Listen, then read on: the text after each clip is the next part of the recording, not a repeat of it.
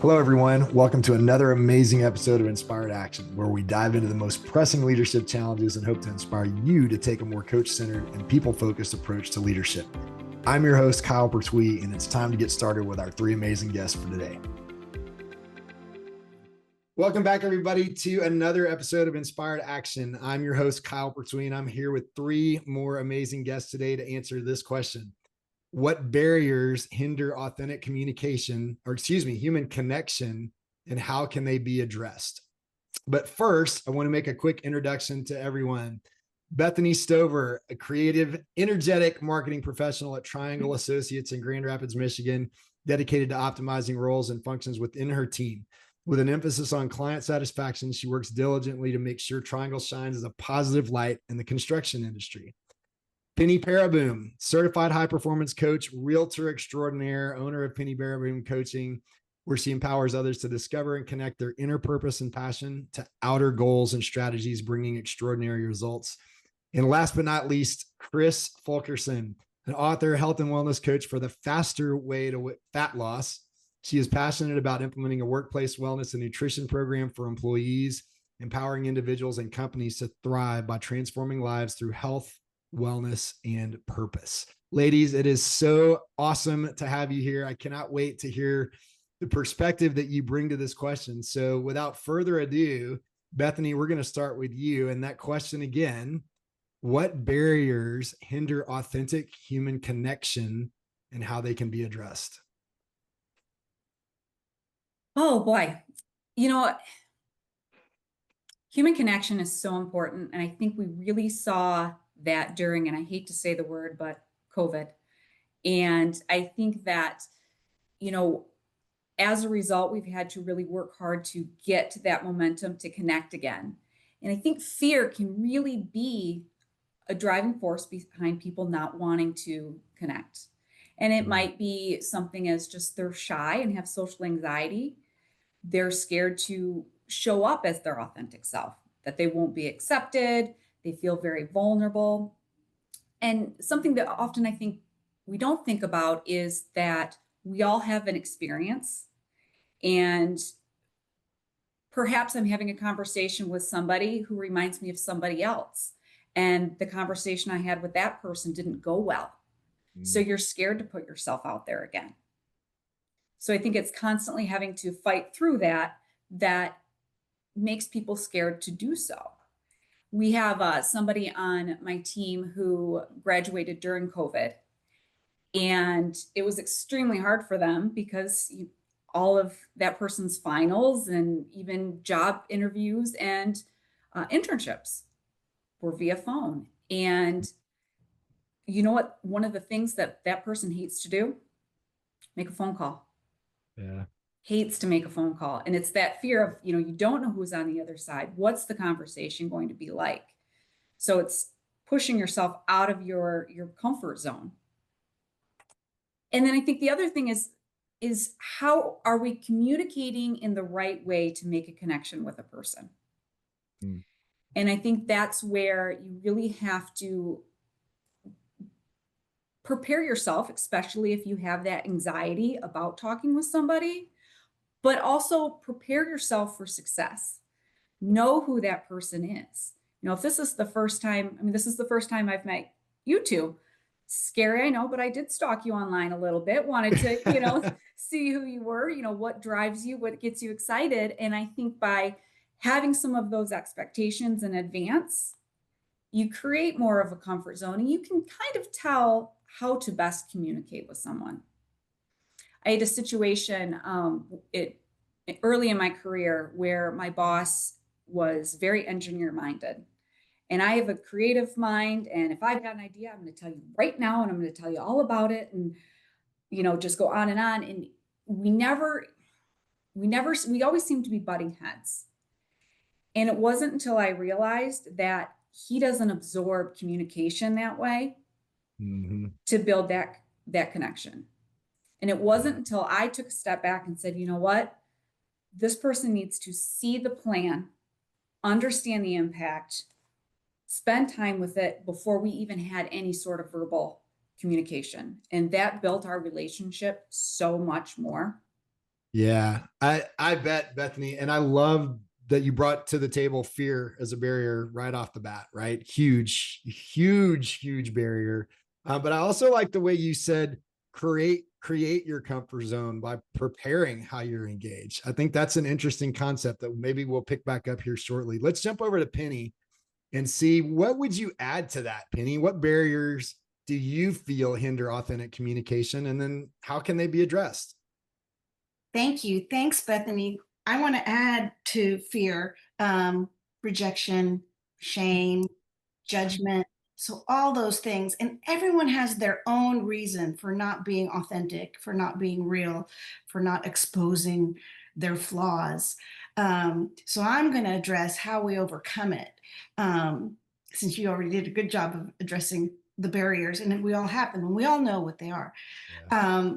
So to overcome them, I think we've become such a visual world, right? We're inundated by inputs all over. All, even if you're not on social media, it's just everywhere. These external inputs, and we need to learn how to curate our feed, so to speak. And even if it's not your social media feed, just your environment, to be able to curate your environment and stop looking, because we're all playing a little bit of that comparison game. We just are. And so we might choose not to be authentic because we're comparing ourselves to that person that appears perfect. And so not only do we need to curate that feed, um, but we also need to take off the lens, right? Take off the filter, because a lot of folks, when they are exposing themselves, we see this highlight reel, right? We see this perfect person, and there's a filter. It may be a physical filter, but it's also like a verbal filter, a mental filter. They're filtering out the pain, the struggle. They're filtering all that out. So we need to put that filter back in, right? We need to go, you know Mm. what? That's amazing. Look at her go. But let me remind myself that she's not sharing the struggle. And she's not sharing perhaps that she had a lot of resources, or he had money or support or all these things, because we're just Mhm. looking at that highlight reel. And so then we become reluctant to share, and we don't want to share that it's been a struggle, because we're comparing ourselves to that perfect version, and a lot of times I have to stop and go, oh, wait a sec. Maybe they're exaggerating, because Mm. people do. And so, or maybe, they left out some of the key things. But back to being authentic, whenever I am authentic and real, that's when I get the most engagement. Yeah. This morning after the gym, I announced with no makeup on and just that I was going to be on this podcast. And I announced, being, how what the question was, and just being raw and real. And I asked my audience, like, what are, I mean, where would we be right now if people didn't step out bravely, authentically, and did things where people went, that's dumb. That's crazy. Where would Yeah. we be if, and we could all name, and I haven't gone back to check to see what the responses are, but I asked them to name some people that have been authentic and real. And yeah, people thought they were stupid and dumb and shallow, whatever it may be. And yet Yeah. they made some changes. I love it. I love that, Penny. So much good stuff there. And I think it's interesting you kind of talk about wearing that mask, and you kept calling them the highlight reels, right? It's it's really interesting. Somebody told me a long time ago that the family photo doesn't always tell the whole story, right? We get everybody together, but you don't see them chasing kids and making the dog sit when it's chasing a squirrel. And it's just like everybody's smiling and everything's wonderful. And I think our social media especially portrays that in a way that lends itself to that comparison game that's so dangerous. Thank you for sharing that. All right, Chris, again, last but not least, Yeah. what Well, would I you was, add to as the Penny was yeah. talking, it's that pressure to be perfect, right? And Mhm. you find when you are more authentic, whether it's social media or however you're showing up, people respond to authenticity much quicker and better. But and yeah, definitely fear. I totally get that. That once you get over the fear, Then I think you have to get over the distractions. And I will tell you, in networking, it just you're talking to someone, and there's that, you see that head turn, like they see somebody. Oh, it's like squirrel. And we have to get over these distractions. We have the phone that's a big distraction. Um, I'm old school. I'm older than all of you, and I am that old school person. It's like when you're talking to me, you need to look at me. And you have people who, yes, we have become excellent at multitasking, right? We're on the phone and we're on this, and we can do that. But and we always make fun of my husband. We call him 20 questions. And I have learned over the years that is the best way to be authentic and want to learn about somebody else, are the good questions that you ask, no matter what it is. So, and you'll find a lot of times when people are in a circle, someone is talking and the other person's like, oh, wait, I got something I want to respond. They're not really listening, and they're distracted by what they want to say. So, we really have to pay attention to our distractions, and, are we truly watching? Are we truly interested? And that makes us authentic by wanting to learn about the other person. And everybody has a story. And just like you were saying on the social media, there's more to it. Everybody has their backside story that is, so it's fascinating. It's great to hear. So mine, you all hit it. I was going to say fear, and then I thought about the pressure to be perfect, and then distractions. Yeah, it's that pressure to be perfect is right. It's always self-imposed, right? No matter what we want to say about the external influences. Now, of course, that has an impact. Social influences, the pressure from family, friends, our peer groups, whatever it is. But there's no question that's an internal barrier. Chris, I love that, because the question, we automatically think of how we're going to be authentic. What are we going to say? What are we going to do? But to think of it from the other point, from a different point of view of listening and, being present with the person, like, I loved that insight. Thanks Thank you. Penny, Yeah. if I can, I love, and Chris, I agree with you. And I have horrible ADHD. And so that event space, I know exactly what you're referring to. And I have taught myself to turn my back toward the event so I don't get distracted. Or if I'm entering someone's office and they've got music on, asking them to, turn it down, because I can't be fully present and give you my full self. So I think it's creating that space where you have the opportunity to succeed. Let's expand on that, because I think that's a great point. Often these types of questions, I kind of work in a world where there's 6 influencers, and not to get into that, but the environmental influencer often is one that we don't pay attention to unless it's having an immediate impact, meaning like, oh, we're supposed to have our wedding outside and it's pouring down rain, right? Well, what are we going to do? Now we know that influencer is having an impact on the energy and the attitude and the mindset and kind of all of those things, right? So let's think about environmental barriers as it relates to things like, you guys have all worked in organizations, and Bethany, certainly you still are. And I think, Chris, a lot of your work is certainly with individuals in that regard. But how would you guys say things like company norms, unspoken rules, or some of the professional mask wearing that I think you guys were talking about earlier? How do those things get in the way of what we might call real conversations? Chris, would you kick us off with that? Think about that a little bit. So you're talking about companies, right? Yeah, within organizations. Yeah, and way back before COVID, I actually did I would do these seminars called networking versus not working.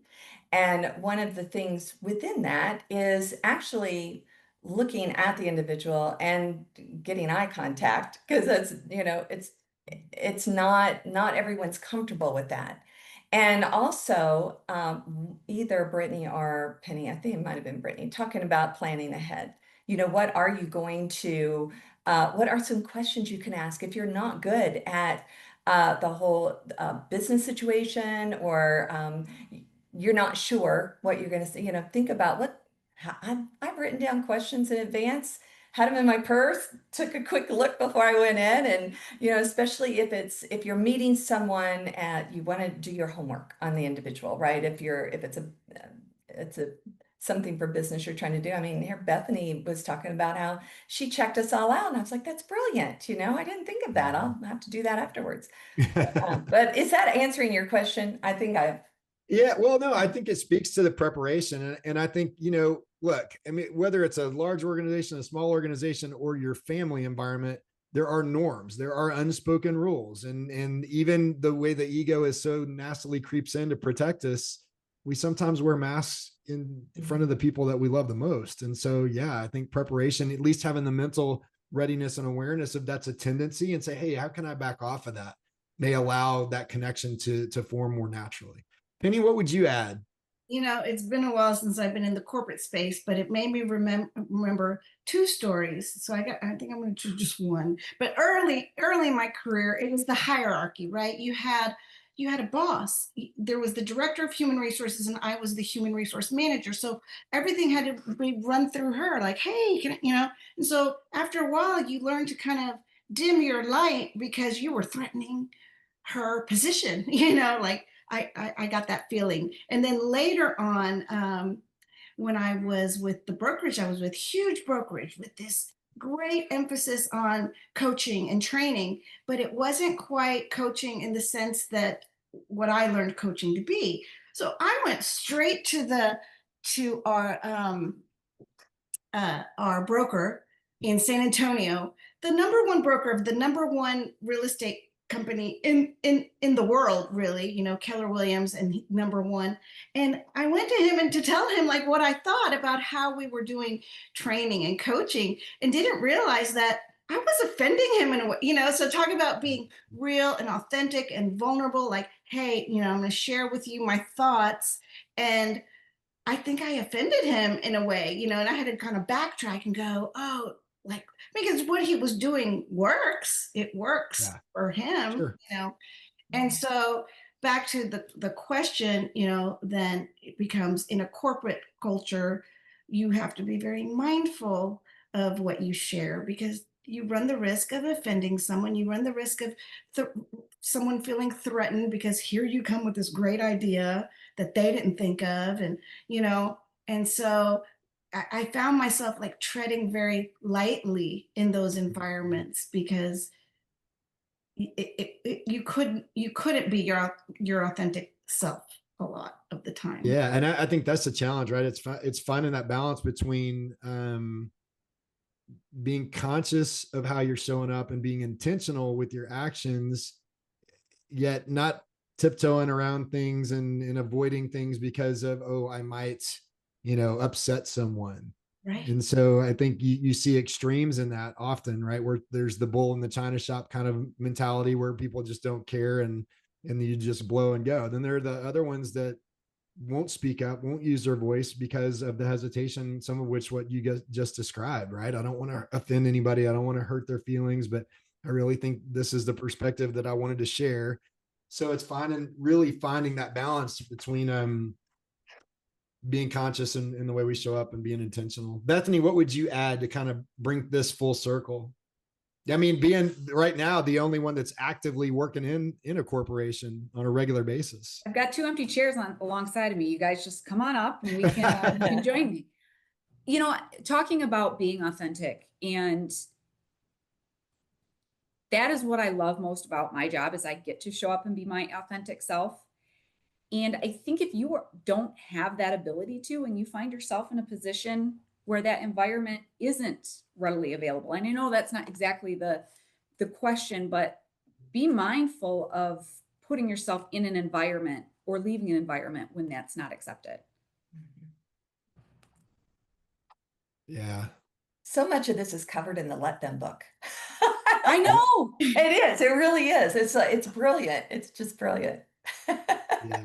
Well, such good stuff. I think today, I mean, this is a conversation. I think really 20 to 30 minutes doesn't do justice. I think there's so many layers of this, and I think you guys have brought forward some incredible insight. And I think what I'm going to do today was a little different than maybe the way we normally close. And I'm just going to pose a question to the audience today.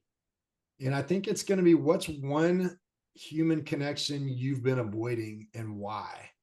And really explore that. Think about, is there someone that I just have not allowed myself to even approach or grow closer to, or keep a barrier in place for whatever reason? And then ask yourself, why are we doing that? All right, ladies, thank you guys so much for joining me. That's all the time we have today. Thank you for watching. See us every week on LinkedIn at noon Central on Thursdays, and anytime on the YouTube channel at MindFit Coaching. Thanks for watching. Well, that's a wrap for another edition of Inspired Action, the Leadership Forecast. We're so grateful for our guests today and the impact they're making with the work they do. Be sure to check out our YouTube channel to watch the longer version of this episode, and be sure to like, comment, connect with, and follow me and each of our guests. You'll find all of our links in the caption of this video. Thanks for watching, and be sure to tune in every Thursday at noon Central, 1 p.m. Eastern for new episodes.